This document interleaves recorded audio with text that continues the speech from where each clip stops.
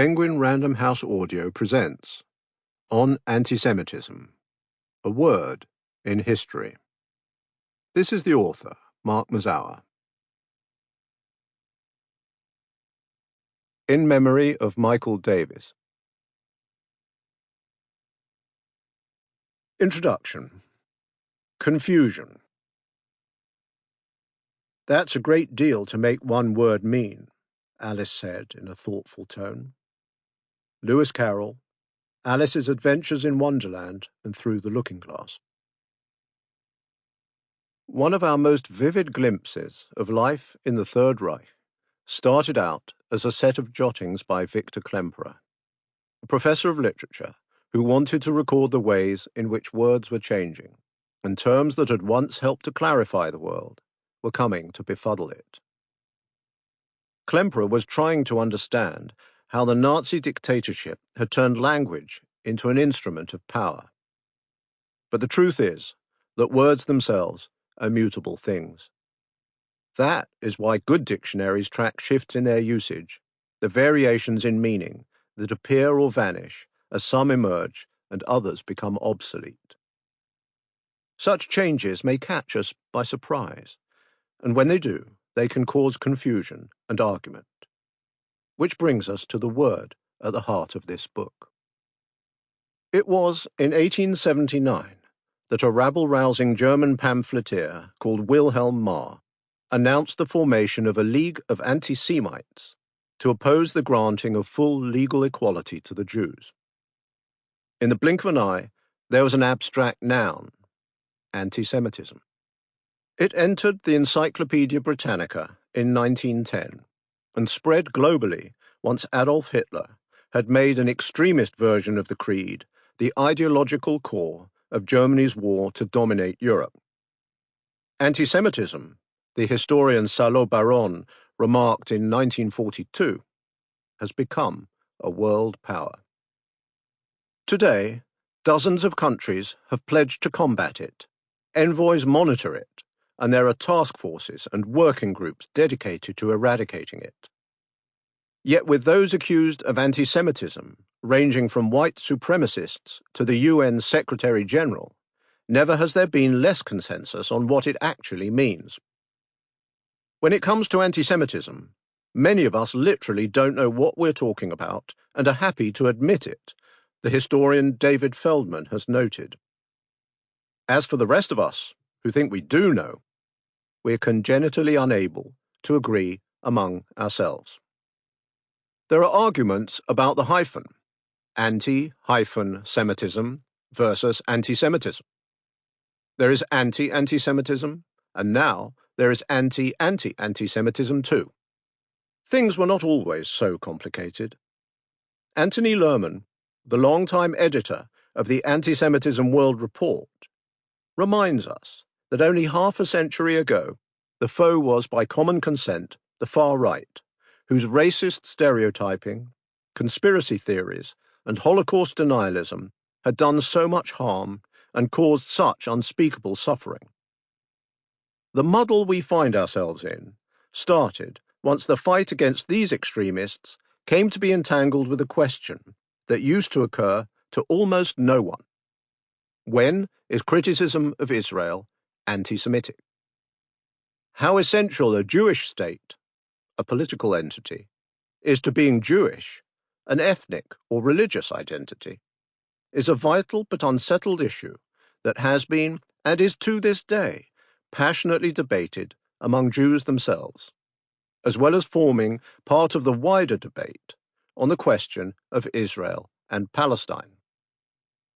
The result is now general uncertainty over what one may say about Israel without being accused of antisemitism.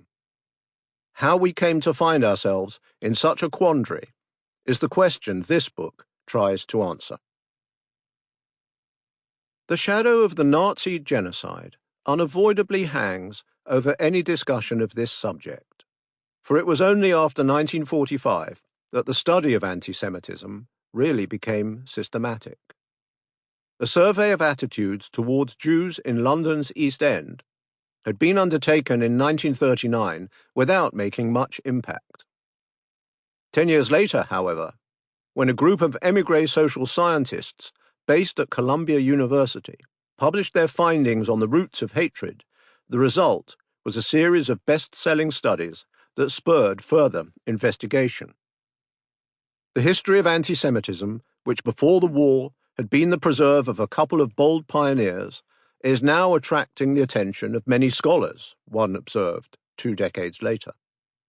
Since then, academic research has flourished across many disciplines, and it has provided insights without which this book could not have been written. But the Holocaust looms over the subject in a second sense too, as a major cultural phenomenon of our times. For as an influence shaping the ways anti-Semitism is now generally understood, academic scholarship takes second place to something that we might call Holocaust consciousness. The 19th century has been described as a time when people thought with history. So far as anti-Semitism is concerned, we think these days with the Holocaust. Widespread public awareness of the final solution did not emerge immediately. When discussion really got going in the 1960s and 1970s in Europe, it involved a generational reckoning with the past on the very terrain where wartime persecution, deportations, and killings had taken place. But as Holocaust memorialization spread around the globe, it turned history into a source of general moral and political lessons, to bear witness rather than to remain silent, to act, not to stand by and watch, to combat hate and prejudice. By the end of the century, dozens of films were appearing each decade.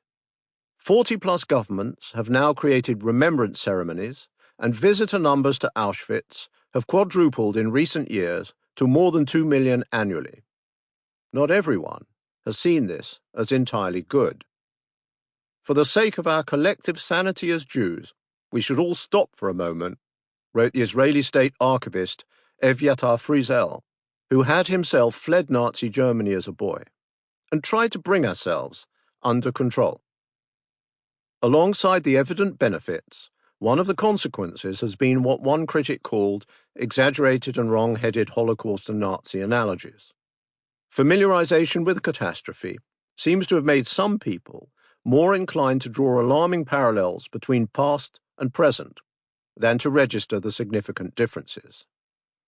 In Israel, where the country's first leaders had once actually discouraged reminders of Jewish weakness, the 1970s saw the Holocaust turned into an inescapable rhetorical trope, especially after Prime Minister Menachem Begin, whose parents had been killed in the war, repeatedly likened Israel's predicament to that of the Jews under the Nazis.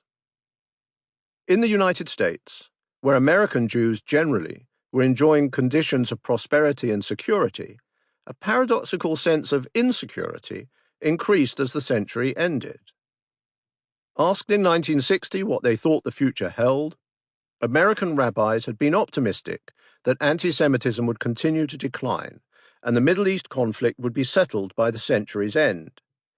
A survey of the American Jewish community around the same time found that both Israel and the Holocaust had had remarkably slight effects on the inner life of American Jewry.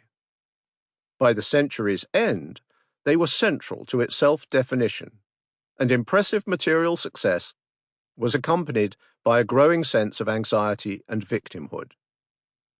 Many commentators were puzzled. While the American Jewish community has become the model for what an ethnic group can accomplish, noted the writer Leon Wieseltier in 2002, imprecise and inflammatory analogies abound. Holocaust imagery is everywhere. Polling data on social attitudes in the United States indicated that the marked drop in anti-Jewish discrimination that had taken place over half a century showed no signs of being significantly reversed in the new millennium. Before the longtime head of the Anti-Defamation League retired in 2015, a headline spoke of the declining face of anti-Semitism. It is true that there was a resurgence of prejudice in Europe after the Cold War ended, as right-wing nationalism re-entered the mainstream, and in Western Europe, especially in France, Sample complete. Ready to continue?